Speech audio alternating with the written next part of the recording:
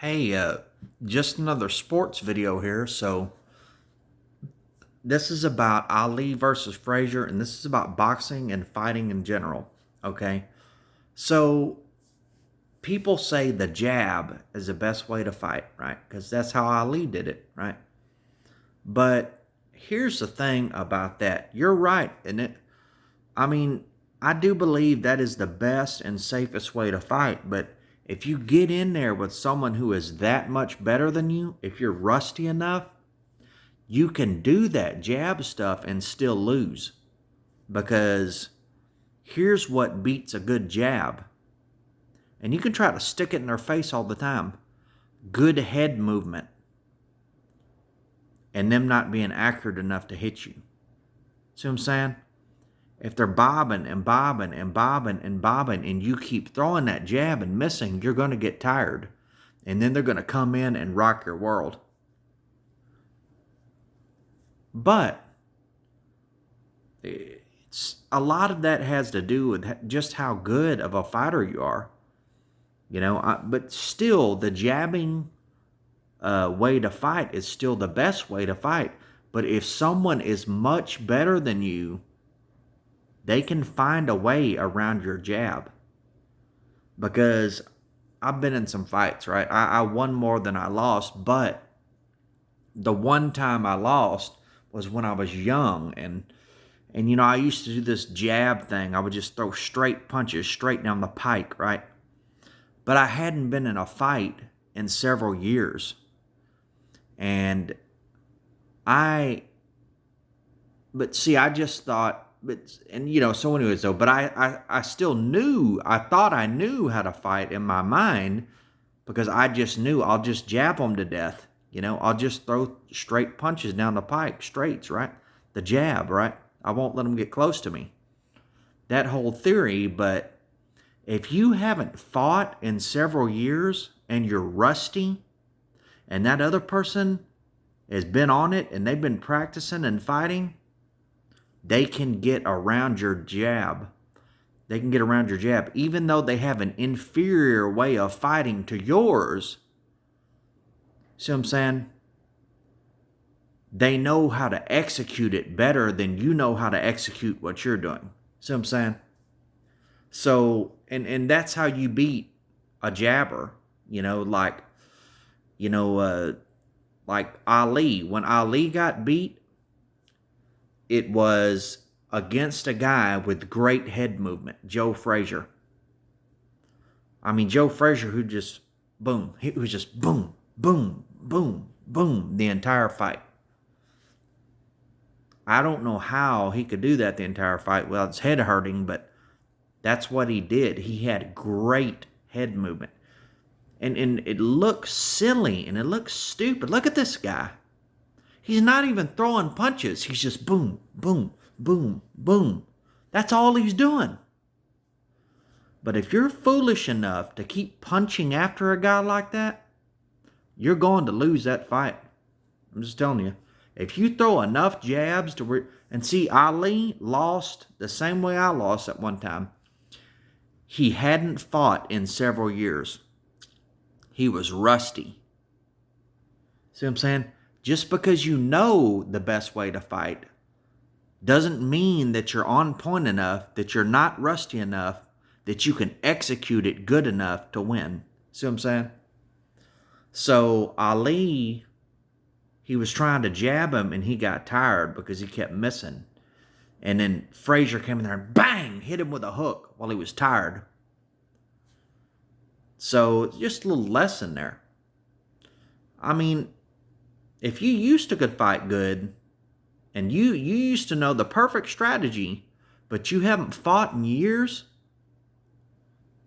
and you see some guy that has a flawed strategy and you think you can beat him, I mean, probably a guy that you used to could beat fairly easy, don't underestimate them, because if they've been fighting a lot, any strategy can be effective if you use it enough and you perfect it. So anyways, though, I don't want to make this video too long. I just want to keep it about that. The jabbing strategy, which it's kind of like the 5-out in basketball, right? People think that's the perfect way to play, but it can be defeated. I don't think that's the perfect way to play. But I'm just saying, like, but in boxing, I think that the jabbing strategy is the best strategy. You know, even if you're shorter than a guy, that jab is good because it goes, you extend your reach as far as you possibly can. You know what I'm saying? You can hit someone from farther away with the jab. So